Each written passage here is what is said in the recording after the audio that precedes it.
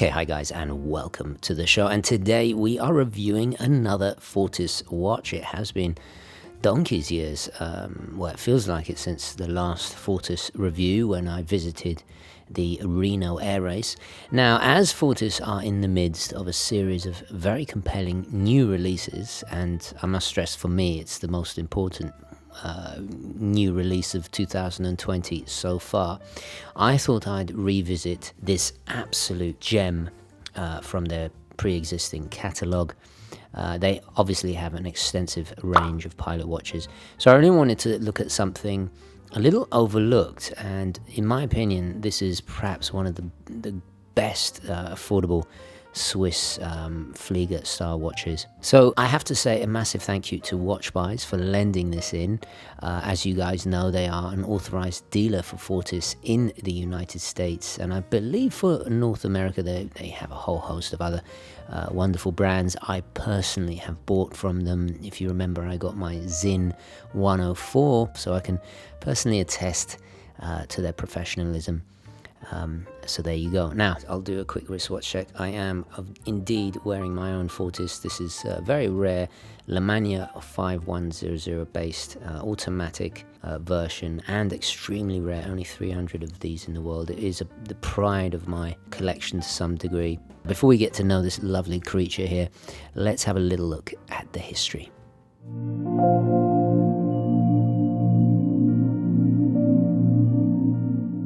When it comes to discussing the history of a watch brand, few compare to Fortis. For a brand of this size, to say it punches above its weight would be an understatement. During my 2017 tour of Switzerland, I actually visited the factory in Gretchen, where Fortis were founded in 1912 by Walter Vogt. I got to see firsthand their extensive collection of historic watches that had actually been to space, and some of the world's first automatic watches ever manufactured. To say I fell in love with the brand and its rich heritage is undoubtedly a cliche, but there is no better expression to describe the magic effect of being in this historic place and seeing these watches firsthand. Immediately upon my return home after the trip, I hunted down my first Fortis, and I have been a die-hard fan ever since. But let's rewind a bit. Why is Fortis so important, and why are they one of, if not the most underrated Swiss watch brand in the world? 12 years after its establishment, Vogt set up production with the British horologist John Harwood. In 1926, Fortis released the patented Harwood Automatic, the first self-winding wristwatch in the world. Aside from pioneering the earliest automatics, Fortis then introduced some of the world's first waterproof watches with the aptly named Fortissimo models. Today, Fortis are mostly known for their long legacy of making watches worn in space, starting as far back as 1962 with the Spacematic Automatic. It was constructed to hold up in extreme conditions and temperature changes. The watch was tested by 7 members of a US space mission. In 1994, Fortis introduced strict endurance tests, and the same year, the Star City Training Center chose the Fortis official cosmonaut chronograph as part of its issued equipment. Fortis automatic watches have proven their space compatibility inside and outside of the protection of the space station. Since 1994, Fortis has been the exclusive supplier of manned space missions, authorized by the Russian Federal Space Agency. Dass einer der Kosmonauten tatsächlich mal an der ISS außen im Einsatz war, sein Werkzeug vergessen hat und eben die Uhr benutzt hat, um dementsprechend die Niete zu versenken oder den Bolzen hineinzuschlagen. Deswegen können wir mit Stolz sagen, dass wir weltraumerprobt sind. Die Uhr hat es schon bewiesen. Ja. In 1997, the same watch, the Fortis official cosmonaut chronograph, became the official watch of the German-Russian space mission Mir 97. The following year, Fortis would make history again by introducing the world's first automatic chronograph with an alarm in 1998. This innovative timepiece would give a physical vibration as well as an audible signal designed specifically to be worn in space during an EVA, so the astronaut could feel the alarm ringing, because in space, of course, there is no sound. During Fortis's 75th anniversary year in 2004, it introduced a new addition to their Flieger automatic collection.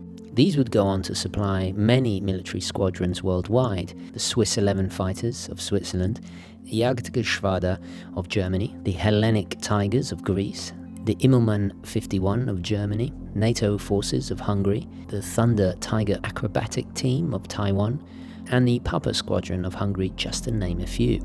Despite this astonishing legacy, Fortis experienced financial difficulties in 2017 and was rescued by a private investor who was, most importantly, a Fortis fan. This new ownership helped to maintain the brand's independence, and in 2020 we saw a return to form with the first in a series of highly anticipated and extremely exciting new Flieger watches. Lastly, let's just talk a little bit about the meaning of Fortis, and it's an interesting story. Aside from the obvious etymology from Latin, forte meaning strong, which happens to be the same in Italian, Fortis comes from the maker's mark often inscribed on the base of Roman oil lamps. They originated in northern Italy and were exported throughout the Mediterranean and, of course, the Roman Empire.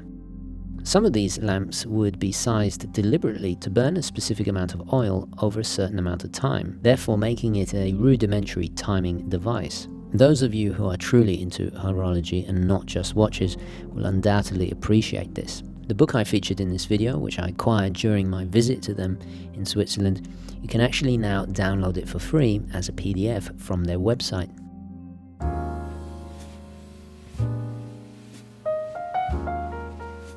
As always, let's start off with dimensions. We have a diameter of exactly 40 millimeters. An extremely slender 9.2 millimeters there. Lug to lug, we're looking at just a smidgen over 47, I would say 47.2 there, and a lug width of 20 millimeters. Absolutely outstanding size. Very contemporary, but not too oversized. Now, of course, due to this remarkable slenderness, it is extremely comfortable. It very much wears like a dress watch. It's supremely cuff friendly. The whole entire case is stainless steel. We have sapphire, flat sapphire with anti-reflective coating. I believe on the inside it's entirely high polish. There are no brushed surfaces here whatsoever. And then on the back, I'm not quite sure if this is sapphire as well, but you do get a display back there to show off that lovely movement. We just zero the scales there and pop it on. I've got a very comfortable, oh, it's not quite on, there we go. 66 grams, very nice and light. Superluminova on all the numerals with the classic Flieger A-type layout, harkening back to the early German World War II pilot watches, of course, that have been imitated throughout the watch world. So therefore we get that lovely iconic triangle and double dot marker at the 12. We get those quintessentially Flieger style sword hands, of course. Now these are blacked out as well, and with this clear layout obviously we get a really excellent orientation. I mean, there's no mistaking where 12 o'clock is. And at the 6 o'clock, to make way for that large sub-seconds, we have a little triangle, and then of course the date aperture immediately above that. The dial itself is a highly contrasted matte, slightly grained black there. The only pop of color on the entire watch, that lovely little, I would describe that as a kind of vivid cobalt blue for the seconds hand. So despite its more diminutive size, it really stands out, which I think is a nice touch. And just notice how large that sub-seconds is. It goes from the center of the dial all the way, but without cutting into those 7 and 5 numerals there. The water resistance on this, of course it's not a screw-down crown, is 50 meters, which is about right for a watch of this genre and perfectly usable. The crown is signed, and it's what I like to call a beanie hat style crown. It's very ergonomic, despite not being absolutely massive. You'd kind of expect to see an onion style with this type of watch, but I have to say it's very easy to grip and use. Now inside we have the Fortis caliber U33, which essentially is a modified ETA. We have quick set, date, manual wind, hacking of course, 42-hour power reserve, bidirectional winding, and operates at 28,800 vibrations an hour. Now, while it is not COSC, it is regulated and tested thoroughly at the Fortis factory. And at the end of the day, these are very affordable to maintain. I can personally attest to it. I've serviced many of my ETAs quite affordably, and they are based on the ever-dependable and rugged 2800 series of ETA movements, which are the backbone of ETA, and they've been going since the 1970s, so they have proven themselves time and time again as extremely reliable. Now, the watch comes with what they call their performance strap, and it's a very tough, tightly woven black Cadora, fitting of course for a more sporty look, but also for its aviation theme. And I like how the white stitching matches the crisp white printing on the dial there. The buckle, as you can see, is signed there. Actually, this is the only brushed part of the watch, which kind of makes sense because it's going to be on the underside and going to attract more scuffs. And you notice it tapers ever so slightly to 18 millimeters here. Now the case back, you'll see, is screwed in, which I don't know if this was intentional, but it does give a slightly more, reminds me of the riveting on airplanes, so kind of cool.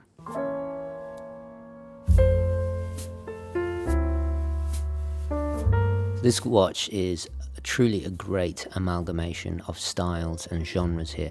So let me explain exactly what I mean. Now, the case itself is based on the very dressy Fortis watches of the 30s and 40s, and to some extent the early aviation pieces, the very first fliegers of the 60s. And I think the slender profile really exemplifies this connection, as well as the curvy lugs. But if we look at the dial, this is of course unquestionably 1940s Flieger A style in layout, but the numerals are not. They're very kind of I guess you could say retro modern, or slightly a touch of futurism there.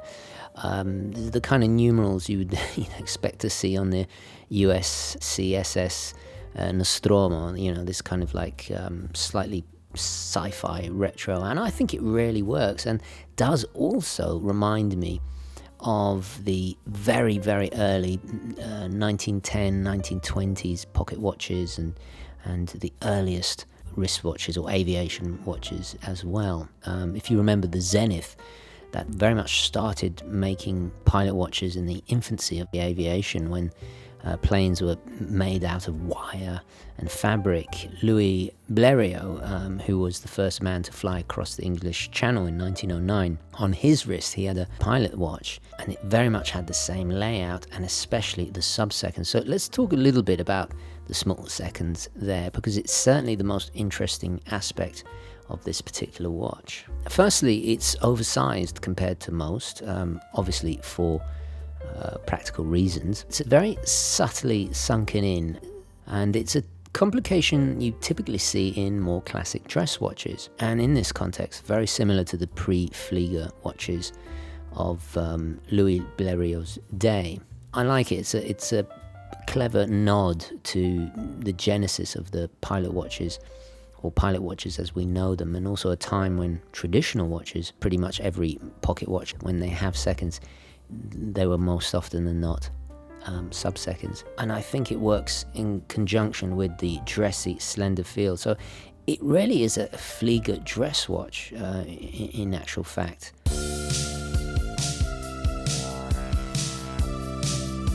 So let's talk about the positives. Well, the value I think is absolutely outstanding here, and I think it's just about right.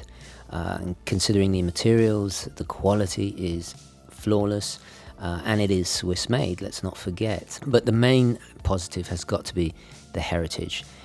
It's the biggest factor here for me. Few brands can rival the achievements of Fortis. The design is just seamless, it's very clean, it's very classic yet modern, and the proportions, the scale of everything and how it relates to everything else is just absolute perfection. The dial has a very pleasing symmetrical, balanced layout. It's strong symmetry. It's gorgeous. I think it's a really handsome watch. I think it's very unpretentious as well. I don't often describe a watch as handsome, but I really do think that sums it up nicely.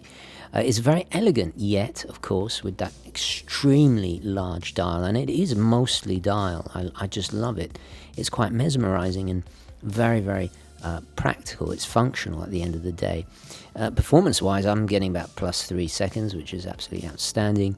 And it is rather versatile, maybe not on a rubber strap, it's not that sporty, but I do think it will work with most attire, certainly casual, and definitely on a very, on a croc strap, it can be very dressy as well. So quite a strap monster. And I think the monochromatic or monochrome scheme helps that, the pop of blue notwithstanding, of course.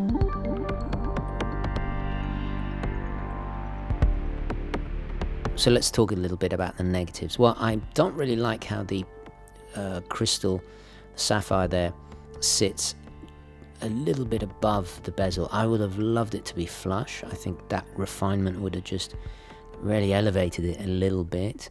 Not the end of the world, very minor critique there. The strap, unfortunately for me, was just too big, and I can't punch another hole in it because, of course, I'm borrowing this watch and this has to go back to Watch Buys. So in the shots of me wearing it, you're probably going to see me using a different strap. It's a shame because the strap is very, very nice indeed. And while we're on the subject of my small wrist, which is 6¼ inches, I think, yeah, obviously I'd love to see this in a 38mm size. I think that would have been absolute perfection. Probably a good thing because I would probably, well, I know I'd end up buying it. Now, if you remember in the Reno video, I reviewed the 36mm IWC, and thinking about it, I think it was too small for a pilot's watch. Pilot watches and divers to a certain extent need to be bigger, purely for the legibility factor. Yes, 38mm would have been perfect for people like me, but at the end of the day, it still is a pilot watch, and since time immemorial, they have traditionally been oversized. So again, not really a big issue. Pilot watches and divers are supposed to be big, not just for trend's sake or to be fashionable or whatever. So I think this is forgiven for its larger size. It will suit most wrists. And lastly, not really a negative, but I would love to see a higher end version. I'd certainly be willing to pay more and get a fully decorated movement, blued screws and some lovely pelage and beveling and all the rest of it. I think just to make the most of it, and to really make it even more dressy. So in conclusion, it is an extremely tasteful design that not only pulls from the glory days of early aviation watches, but also Fortis's own unique, undeniable lineage. While Breitling have been releasing ever more divisive offerings, IWC have kind of forgotten their tool watch roots and are ever going more upmarket.